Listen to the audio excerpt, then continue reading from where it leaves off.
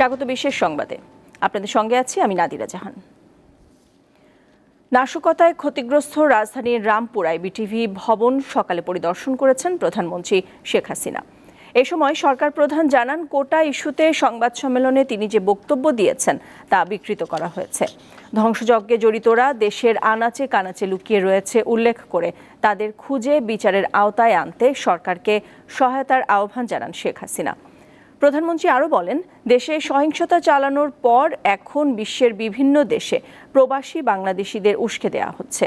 এতে বিপদে পড়ছেন শ্রমিকরা আর ভাবমূর্তি ক্ষুণ্ণ হচ্ছে দেশের।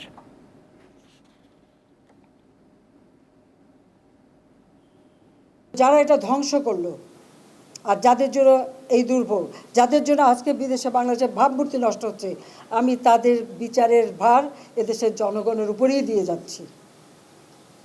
আমি তাদের উপরে দিয়েছি যারা এদেশের মানুষের রুজির উপরে হাত দিয়েছে, রুজির পথ বন্ধ করে দিয়েছে। তাদের বিচার জনগণকেই করতে হবে, কারণ এদেশের জনগণই একমাত্র শক্তি। বিভ্রান্ত ছড়ায় কাউকে যেন কোনো রকম মিথ্যা অপপ্রচার চালিয়ে কাউকে যেন বিভ্রান্ত করতে না পারে।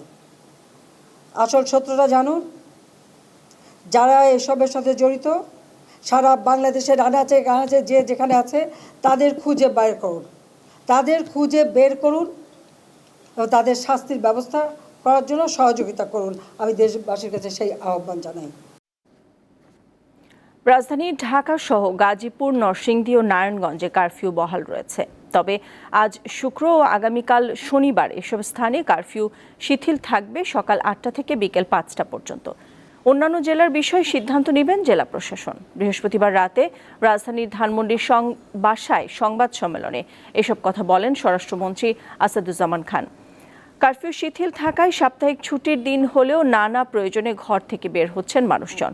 রাজধানীতে গণপরিবহনও চলাচল করতে দেখা যায়।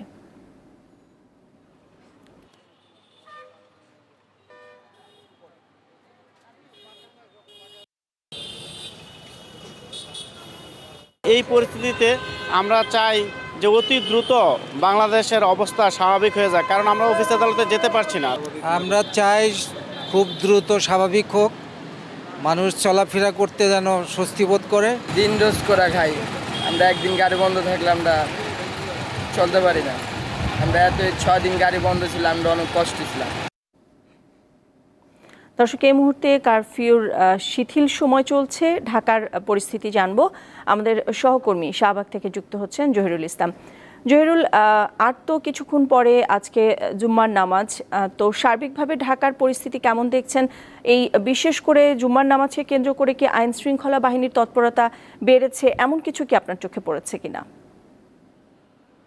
নাদিরা, আমি সকাল থেকেই রাজধানীর গুরুত্বপূর্ণ স্থানগুলোতে ঘুরেছি। আমি শাহবাগ, ফার্মগেট, সায়েন্স ল্যাব এবং বাংলা মোটর, কারওয়ান বাজার, এই অঞ্চলগুলো ঘুরে আমি যেটা দেখতে পেয়েছি যে রাস্তাঘাটে যান চলাচল একদম স্বাভাবিক, মানুষের চলাচল স্বাভাবিক। মানুষ কিন্তু তার প্রয়োজনীয় কাজ সারতে ঘর থেকে বেরোচ্ছেন এবং আগের মতো যে ভীতিকর পরিস্থিতি সেটা কিন্তু এখন নেই।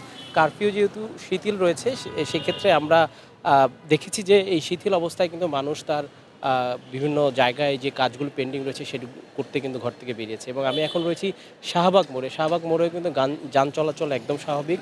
তবে শাহবাগ মোড় থেকে ঢাকা বিশ্ববিদ্যালয়ে ঢোকার যে রাস্তা, সেটাতে ব্যারিকেড রয়েছে। সেই ব্যারিকেড ভেদ করে আসলে বাইরের কেউ ঢুকতে পারছে না। ঢাকা বিশ্ববিদ্যালয় স্টিকার সম্বলিত যেই গাড়িগুলো, সেগুলোকে আসলে ঢাকা বিশ্ববিদ্যালয়ে ঢুকতে দেওয়া হচ্ছে। আর যেহেতু কিছুক্ষণ পরেই জুম্মার নামাজ, সেই নামাজকে কেন্দ্র করে কিন্তু আসলে আইন শৃঙ্খলা রক্ষাকারী বাহিনী তারা কিন্তু আসলে সতর্ক অবস্থানে রয়েছে। আমরা দেখেছি যে বিভিন্ন পয়েন্টে পুলিশের পহরা রয়েছে এবং পুলিশ বিভিন্ন জায়গায় কিন্তু গাড়ি ঘোড়া চেক করছে। এবং আমরা যেটা আজকে বেশি লক্ষ্য করেছি যে গণপরিবহন কিন্তু আগের মতোই স্বাভাবিক রয়েছে। যদিও আজকে শুক্রবার সাপ্তাহিক ছুটির দিন, এই দিনটিতে কিন্তু সাধারণত মানুষ এমনি কম বেরোয় বাসা থেকে। তবে বিকালের পর মানুষের সংখ্যা বাড়ে। তবে 5টার পর যেহেতু কারফিউ আবার শুরু হয়ে যাবে, সেক্ষেত্রে আগে যারা পারছেন তারা আসলে 5টার আগেই তাদের গুরুত্বপূর্ণ কাজগুলো সেরে নিচ্ছেন। আমরা দেখতে পাচ্ছি যে ঢাকা বিশ্ববিদ্যালয়ের যে প্রবেশ পথ, সেখানে কিন্তু ব্যারিকেড দেওয়া। সেই ব্যারিকেড ভেদ করে আইন শৃঙ্খলা রক্ষাকারী বাহিনীদের জবাবদিহি করে আসলে কিন্তু ভেতরে ঢুকতে হচ্ছে এবং সাধারণ মানুষ কিন্তু একদমই ভেতরে প্রবেশ করতে পারছে না। এছাড়া ঢাকার বিভিন্ন অঞ্চলে যে যান চলাচল এবং মানুষের যে জীবনযাত্রা সেটা কিন্তু একদম স্বাভাবিক রয়েছে এবং মানুষ কিন্তু ঘর থেকে বেরোচ্ছে। মানুষের মধ্যে যেই আতঙ্ক উৎকণ্ঠা ছিল সেটা অনেকটাই কমেছে। মানুষ চাইছে, আমরা অনেকের সাথে কথা বলেছি, সবাই চাইছে আসলে এই পরিস্থিতি একেবারে স্বাভাবিক হয়ে যাক। নাদিরা, জহিরুল, আরেকটি বিষয় জানতে চাই, যেহেতু এখন আসলে কারফিউ শিথিল রয়েছে কিন্তু কারফিউ তো বহাল রয়েছে, তো এই অবস্থায় আমি সকাল থেকে বেশ কয়েকটি লাইভে আমরা দেখলাম, আনোয়ারের সাথে যুক্ত ছিলাম, আপনার সাথে যুক্ত ছিলাম, আমি কিন্তু কোথাও সেনাবাহিনীর টহল বা এমন কিছু দেখতে পাইনি। আসলে রাজধানীতে সেনাবাহিনী গাড়িতে টহল দিচ্ছে বা তারা নির্দিষ্ট স্থানে আছে, এরকম কোনো তথ্য কি আছে কিনা আপনার কাছে? আমি যে অঞ্চলগুলো ঘুরেছি সেই অঞ্চলগুলো কিন্তু আমরা সেনাবাহিনীর উপস্থিতি দেখতে পাইনি। যেহেতু কারফিউ শিথিল রয়েছে সেই জন্য হয়তো বা সেনাবাহিনী এই শিথিল সময়টুকু রাজধানীর এই অঞ্চলগুলোতে অবস্থান করছে না। তবে আমি এজিবি যেটা আনসারের সেই বাহিনীর আসলে কিন্তু আমরা দেখেছি যে তাদের টহল গাড়ি তারা বিভিন্ন ঢাকা বিশ্ববিদ্যালয় অঞ্চলে টহল দিচ্ছে। নাদিরা, দর্শক, আমাদের সাথে যুক্ত ছিলেন সহকর্মী জহিরুল ইসলাম। সাম্প্রতিক সহিংসতায় বিধ্বস্ত ঢাকার সাভার, ক্ষতিগ্রস্ত হয়েছে বহু স্থাপনা, যানবাহন, শপিং মল ও দোকানপাট। বাদ যায়নি চিকিৎসা কেন্দ্র। এতে সর্বশান্ত হয়েছেন অনেকে।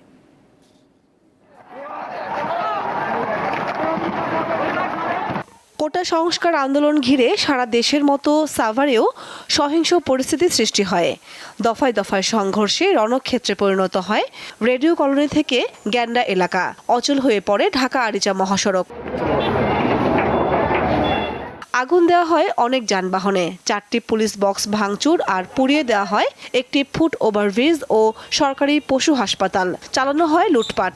আমাদের গত 18 তারিখ দিনগত রাত্রে মানে শুক্রবার 6টার দিকে আমাদের এখানে একটা মিছিল সহকারে আমাদের এখানে এসে একটা হামলা করে। আমাদের 9টা ফ্রিজ ছিল, আমাদের 3টা এসি ছিল, তার মধ্যে 90টা চেয়ার ছিল, টেবিল ছিল, আলমিরা ছিল, আরও মূল্যবান অনেক কাগজপত্র তারা নিয়ে গেছে এবং আমাদের 2টা মোটরসাইকেল তারা পুড়াই দিয়েছে। পুড়িয়ে দেওয়া হয় দোকানপাট, ভাঙচুর করা হয় অনেক স্থাপনা, বাদ যায়নি ক্লিনিকও।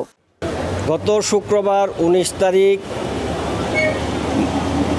জুমার নামাজের পর অতর্কিতে হাজার হাজার দুষ্কৃতকারী বিক্ষোভকারী আমার পপুলার ডায়াগনস্টিকের সামনে এসে ভাঙচুর করে এবং শাটার ভেঙে ভিতরে প্রবেশ করেন। আমাদের কাউন্টার ভেঙে টাকা লুটপাট করে, আমাদের মূল্যবান এক্স-রে মেশিন সহ নিচতলায় সব ধরনের মেশিনারিজ সব বিনষ্ট করে ফেলে। বৃহস্পতিবার সহিংসতায় ক্ষতিগ্রস্ত সাভারের বিভিন্ন স্থাপনা পরিদর্শন করেন ঢাকা রেঞ্জের ডিআইজি। পরে তিনি জানান, ছাত্র আন্দোলনের সুযোগ নিয়েছে একটি মহল। পুলিশের যে স্থাপনাগুলো ছিল, পুলিশ বক্স ছিল, ডিবি অফিস ছিল ইত্যাদি ভাঙচুর করা হয়েছে ব্যাপক হারে এবং ট্রাফিক পুলিশের যে স্থাপনাগুলো সেগুলো একেবারে নিশ্চিহ্ন করে ফেলা হয়েছে। এছাড়াও সিটি সেন্টার আক্রমণ করা হয়েছে, মানুষের জানমাল। কোটা আন্দোলনের নামে সাভারে অগ্নিসংযোগ, ভাঙচুর ও লুটপাট চালায় একদল দুর্বৃত্ত। দীপ্ত, বার্তাকক্ষ। দর্শক, এর সাথে শেষ করছি বিশেষ সংবাদ। দীপ্তর নিয়মিত সংবাদের পাশাপাশি প্রতি ঘন্টায় আমাদের বিশেষ সংবাদের আয়োজন থাকছে। ধন্যবাদ সবাইকে।